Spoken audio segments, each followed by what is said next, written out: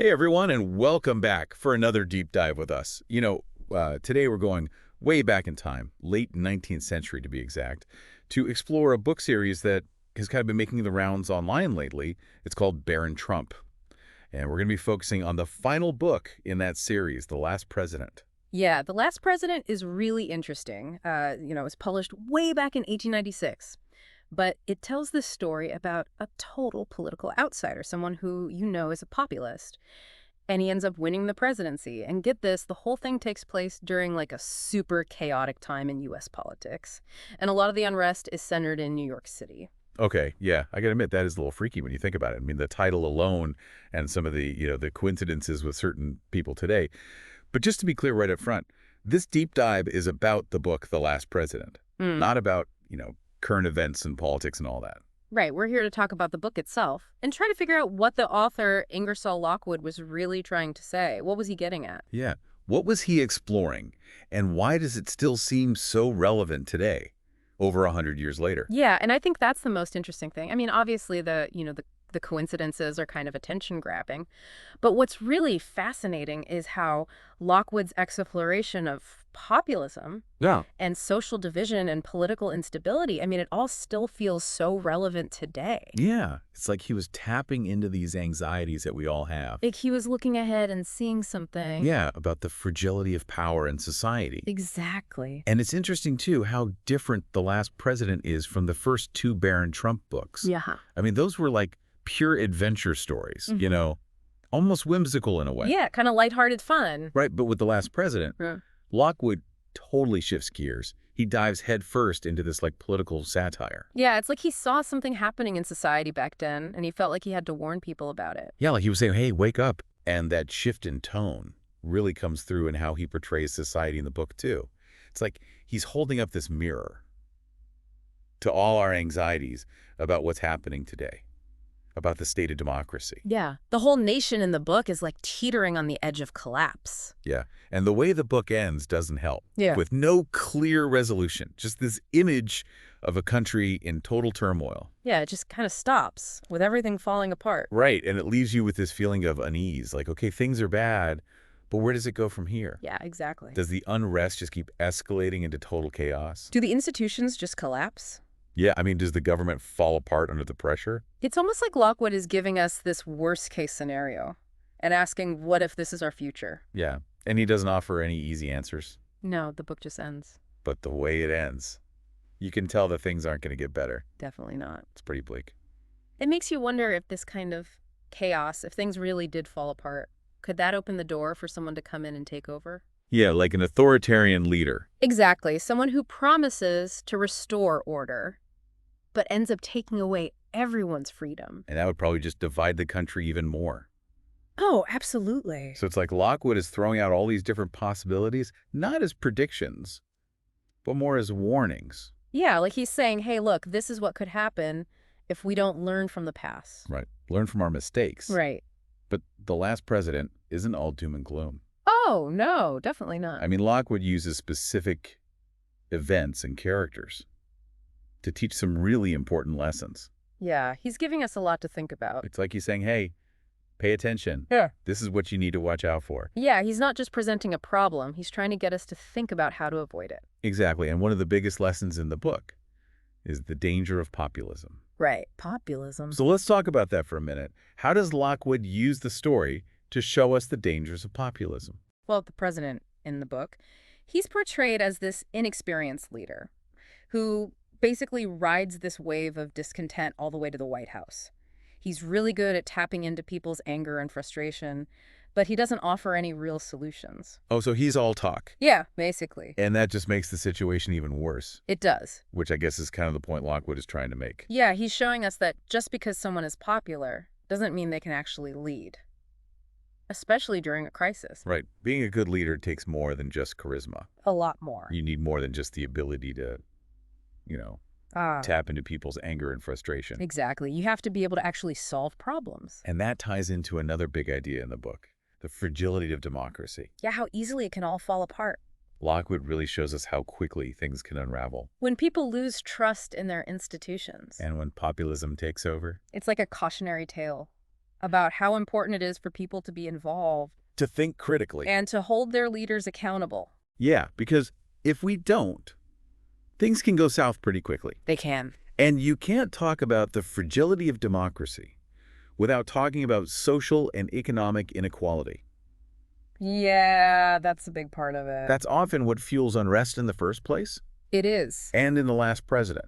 It's clear that the chaos is happening because of these deep divisions in society. Yeah, Lockwood is showing us that if we don't address these issues, they're going to erupt into violence. He's like, look, this is what happens when things get too out of balance. Exactly. And that's why we need responsible leaders. We do. Leaders who can unify the country. And guide us through difficult times. Not just exploit our divisions for their own gain. Exactly. The president in the book.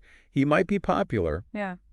but he doesn't have what it takes to be a good leader. He does. He doesn't have the skills or the temperament. Nope. And that contrast is a good reminder of what we should be looking for What kind of qualities we should be looking for? in our own leaders. And that brings us to another important point Lockwood makes, the importance of unity. Yeah, that we have to come together as a country. Throughout the last president, he shows this stark contrast between the divisions in society And the need for people to come together. to achieve some kind of stability. Yeah, if we want to survive. It's like he's pleading with the reader, saying, find some common ground. Before it's too late. Yeah, before it's too late. It's a powerful message. And it makes you wonder how Lockwood would portray this need for unity today. Right? What would he say about our world? What issues or events would he focus on? If he were writing The Last President in 2024, That's a great question. it is, and it's one we're going to explore in detail as we continue our deep dive.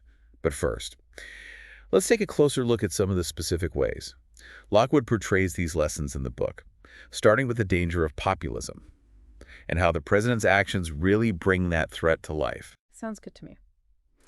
You know, when we talk about the dangers of populism, one of the things Lockwood does so well is show how these kinds of leaders, they can manipulate people's emotions. You know, it's not just about giving easy answers. It's about exploiting people's fears and anxieties to get power. Right, using people's emotions against them. Exactly. And you can really see that happening in The Last President. Are there any specific scenes or moments that really stand out to you? Oh, yeah, definitely. There's this one scene where the president, he's giving a speech to a huge crowd, but instead of talking about, you know, real solutions to the problems, he just keeps feeding their fears and prejudices. Oh, wow. He plays on their sense of being ignored and overlooked and makes them feel like he's the only one who understands them. Yeah, like he's the only one who can save them. Exactly. Classic populist tactic. It is. And Lockwood really nails it. It's like he's using their emotions As a tool. to get what he wants. Right. Instead of actually trying to help them. Yes. And that ties right back into what we were talking about earlier about the fragility of democracy. Yeah. I mean, if people are constantly being bombarded with this kind of emotionally charged rhetoric, It makes it hard to think clearly. yeah, you can't make good decisions. Not when you're being manipulated like that. Exactly. And Lockwood seems to be suggesting that. Yeah. For a democracy to really work, people need to be informed and engaged. It can't just be passive. No, they have to participate. And that message feels even more relevant today Oh, absolutely. with all the misinformation and division online. Yeah. Social media has made things so much more complicated. I mean, if Lockwood were writing The Last President today, I bet he would have a whole chapter about social media I think you would. and how it's shaping public opinion. And amplifying these anxieties that he was writing about back then. Imagine a scene where the characters are all glued to their phones. Just scrolling through their feeds. Yeah, and they're just absorbing all this inflammatory content. Totally oblivious to what's happening in the real world. Yeah, it's almost too easy to picture. It is. It's like social media has become this breeding ground for exactly the kind of populism and division that Lockwood was warning about. It's crazy, right? It's so easy to get trapped in these echo chambers. Where everyone agrees with you. Yeah, and anyone who disagrees is instantly shut down or labeled as fake news. It's scary. It is. And it's not just social media. I think Lockwood would also be really interested in the growing distrust in traditional media. Institutions. Yeah, he was already writing about that back then. And it's only gotten worse in the 21st century. Way worse. It's like this vicious cycle where distrust feeds populism. Which leads to more distrust. Yeah, exactly. The more people lose faith in the system, the more likely they are to fall for these simple answers. That populist offer. Yeah, even if those answers are actually harmful. And that's where the real danger lies. It does. Because populism might sound appealing at first, It does. but as Lockwood shows us, It rarely leads to real change. in fact, it often makes things worse. Yeah, it just exacerbates the problems. And you can't talk about populism and social division without talking about economic inequality. No, you can't. I mean, that was a huge theme in The Last President. Yeah, it was. And it's even more relevant today. I think so. Lockwood showed how economic anxiety, You fuel unrest. and that's still true today. Oh, yeah. I mean, think about it. The gap between the rich and the poor is widening, The cost of living is skyrocketing. and people feel like the system is rigged against them. Yeah, it's like a recipe for disaster. It is. And it creates the perfect conditions for populism to thrive. Like that old saying, a hungry man is an angry man. Yeah, when people are struggling to survive, they're more likely to be swayed by anyone who offers a simple solution. Even if that solution is dangerous. Or harmful in the long run. Yeah, exactly. And that's why Lockwood's emphasis on responsible leadership Yeah. is so important. Yeah, we need leaders who can bring people together. Not tear them apart. Leaders who can address the root causes of the problem. And offer real solutions. Not just empty promises. Exactly. But it's not just about the leaders, is it? No, it's not. The last president also suggests that we as citizens have a responsibility To engage. to hold our leaders accountable. And to work towards a more just and equitable society. It's not enough to just sit back and complain. We have to be active participants. We do. And that's where Lockwood's message of unity comes in. Yeah, we have to find common ground. We have to understand each other's perspectives. And work together to solve these problems. He's saying we can't just wait for someone else to fix things. We all have a role to play. And that brings us back to your earlier question about what Lockwood would focus on. If he were writing The Last President today, Right. we've talked about social media and distrust in institutions and economic inequality. But I think there's one more issue. That would be at the top of his list, What's that? the environmental crisis. Oh, yeah, absolutely. I mean, Lockwood was writing at a time when industrialization was really starting to take off And he was already seeing the impact it was having. on the environment. Yeah. But now with climate change, it's like the stakes have never been higher. It's the ultimate test.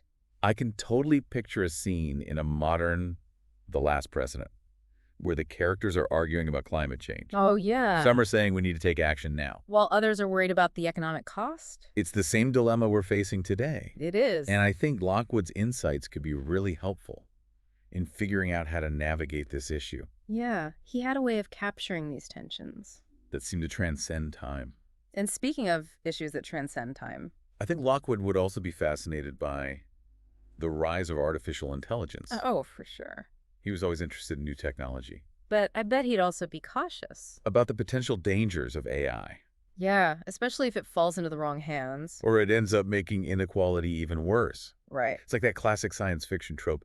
Technology itself isn't good or evil. It's how we use it that matters. Exactly. And I think Lockwood would urge us to approach AI with both a sense of wonder. And a healthy dose of skepticism Yeah, we need to be asking tough questions. about its ethical implications. And making sure that it's used for good. Like he's saying, let's not repeat the mistakes of the past Let's learn from history. and use these new tools to build a better future. Exactly. And that brings us to what I think is the most important takeaway from The Last President.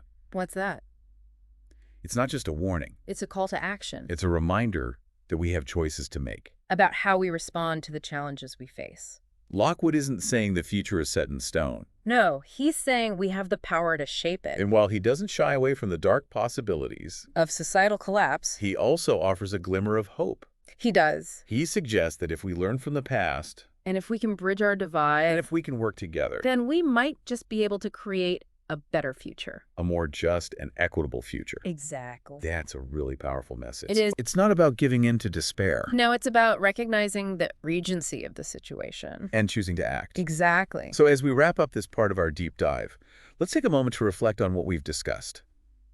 We've explored Lockwood's warnings about populism, The fragility of democracy. the need for responsible leadership. And the power of unity. We've connected those themes to modern-day issues, Like social media. economic inequality. And the environmental crisis. And we've talked about Lockwood's message of unity And the importance of working together. to create a better future. So, As we move into the final part of our deep dive, I want to leave you with this question to think about. Okay. If Lockwood were writing The Last President today, what specific calls to action do you think he would include for the reader? Man, we have covered a lot of ground in our deep dive into the last president. From the dangers of populism to the fragility of democracy to the need for responsible leadership and the power of unity. Lockwood's book really makes you think. Even though it was written so long ago, Yeah, it's amazing how relevant it still feels today. It really speaks to the power of these themes, these human struggles that we've been grappling with for centuries. it's like Lockwood tapped into something fundamental about human nature, something that's timeless. Yeah, like he Yeah. was looking ahead and seeing the same patterns repeating themselves over and over again. It makes you wonder what he would think if he could see the world today. I know, right? Would he be surprised by how some of his warnings have come true? Or would he just see it as a continuation of the same old story? I think he'd be a bit of both. Surprised by the scale of The things. technology. Yeah. And the complexity of the problems we face, like climate change and artificial intelligence. But also not surprised by the fact that we're still making the same mistakes. Yeah, like we haven't really learned from the past. The tendency towards division, The search for easy answers. the struggle for power. It's like he was saying, hey, pay attention. These are the things that can trip us up, no matter how advanced we think we are. And that's why The Last President is so important. It's not just a relic from the past. It's a reflection of who we are. It's a mirror that shows us Hmm. our own anxieties and fears. And the challenges we need to face. It forces us to ask some tough questions About ourselves. and about the direction we're headed. And sometimes asking those tough questions is the first step towards finding real solutions. Yeah, it's about being honest with ourselves About the problems. and then being willing to do something about them. So, as we wrap up our deep dive, I want to circle back to that question I asked earlier. About what Lockwood would say to readers today. Yeah, if you were writing The Last President in 2024, what specific calls to action would he include? That's a good one. Well, given how much he emphasized the need for informed citizens.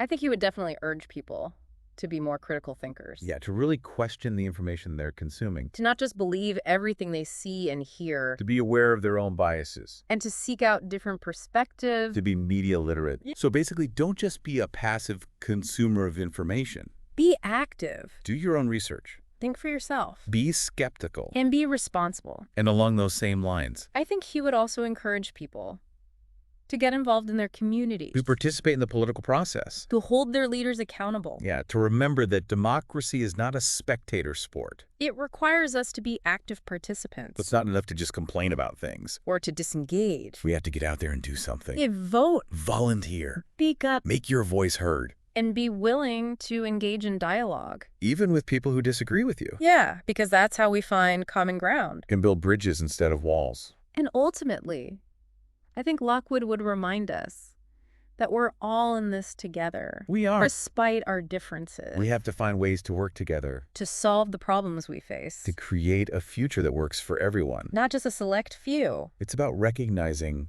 our shared humanity. And remembering that our fates are interconnected. And I think Lockwood would also want us to remember that even though the challenges are real, And sometimes they feel overwhelming.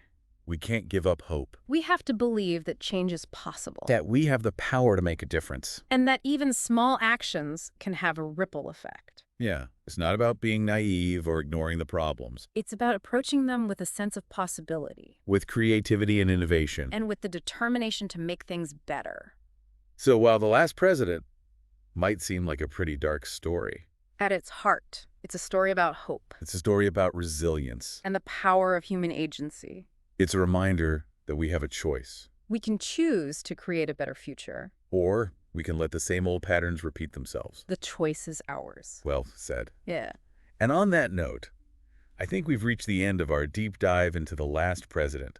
We hope you enjoyed this journey with us. And that it sparks some new ideas. And maybe even inspired you to take action. If you're interested in learning more, We encourage you to check out The Last President for yourself. and see what Lockwood had to say about America. Both then and now. And as always, We'd love to hear your thoughts on this episode. What stood out to you? what questions did it raise? Share your insights with us. On our website or social media. Let's keep the conversation going. Thanks for joining us on this deep dive We'll be back soon with another exploration. of fascinating and thought-provoking ideas. Until then, Keep learning keep questioning. and keep striving to make the world a better place.